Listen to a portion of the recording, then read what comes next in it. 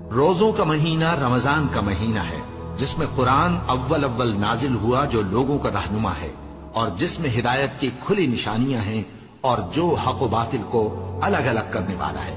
تو جو کوئی تم میں سے اس مہینے میں موجود ہو چاہیے کہ پورے مہینے کے روزے رکھے، اور جو بیمار ہو یا سفر میں ہو تو دوسرے دنوں میں روزے رکھ کر ان کا شمار پورا کر لے۔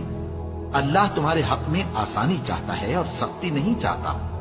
اور یہ آسانی کا حکم اس لیے دیا گیا ہے کہ تم روزوں کا شمار پورا کر لو،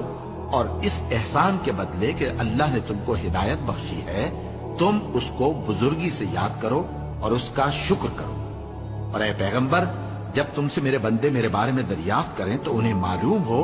کہ میں تو تمہارے پاس ہی ہوں۔ جب کوئی پکارنے والا مجھے پکارتا ہے تو میں اس کی دعا قبول کرتا ہوں، تو ان کو چاہیے کہ میرے حکموں کو مانیں اور مجھ پر ایمان رکھیں تاکہ نیک رستہ